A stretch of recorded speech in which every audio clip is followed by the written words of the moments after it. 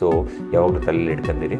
ದಿನಕ್ಕೆ 3 ಸತಿ 4 ಸತಿ ಮೋಷನ್ ಮಾಡಿದ್ರು ಓಕೆ, 4 ದಿನ 5 ದಿನಕ್ಕೆ ಒಂದು ಸತಿ ಮೋಷನ್ ಮಾಡಿದ್ರು ಓಕೆ. ಟೆನ್ಷನ್ ಮಾಡ್ಕೊಳ್ಳೋ ಅವಶ್ಯಕತೆ ನಾನು ಮಾಡೋದೇ ಕಷ್ಟ ಆಗ್ತದೆ. ಪ್ರತಿ ಸತಿನೂ ಮುಕ್ಕಿ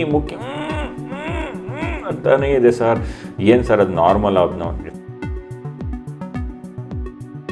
ನಾರ್ಮಲ್ಲಾಗಿ ಫಸ್ಟು 1 ವೀಕಲ್ಲಿ 2 ಸತಿ 1 ಸತಿ ಮೋಷನ್ ಮಾಡ್ತಾ ಇರ್ತದೆ. ಅದು ಸ್ವಲ್ಪ ಹಸಿರು ಕಲರ್ ಇರ್ತದೆ.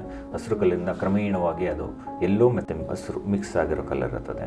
ಅದು ಒಂದು 3ನೇ ವಾರ 4ನೇ ವಾರ ಆದಮೇಲೆ ಅದು ಎಲ್ಲೋ ಕಲರಿಗೆ ಚೇಂಜ್ ಆಗ್ತದೆ.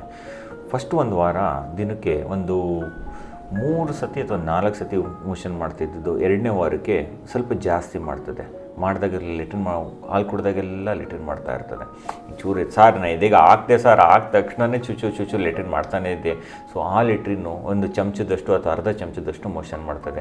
ದಿನಕ್ಕೆ ಫಸ್ಟ್ ವಾರ 2 ರಿಂದ 3 ಸತಿ ಮೋಷನ್ ಮಾಡೋದು, 2ನೇ ವಾರ 3 ರಿಂದ 4 ಅಥವಾ 4 ರಿಂದ 5 ಸತಿ ಮಾಡೋದು, 3ನೇ ವಾರ ಮತ್ತು ಸ್ಲೋಲಿ ಕ್ರಮೇಣವಾಗಿ ಕಡಿಮೆ ಆಗ್ತಾ ಹೋಗ್ತದೆ.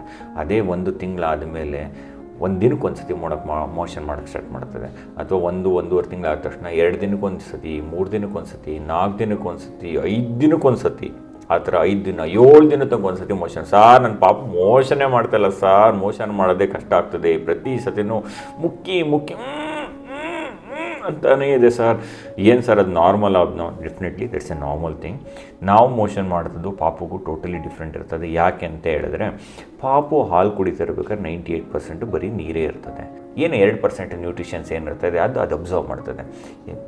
ಪ್ರತಿ ಸತಿನೂ ಅದು ಮೋಷನ್ ಮಾಡಬೇಕು ಅಂತ ಹೇಳಿದ್ರೆ 7 ದಿನ 8 ದಿನ ಆದಮೇಲೆ ಚುಚ್ಚುರೆ ಕಲೆಕ್ಟಾಗಿ ಒಂದು ಮೋಷನ್ ಮಾಡ್ತಾ ಇರ್ತದೆ.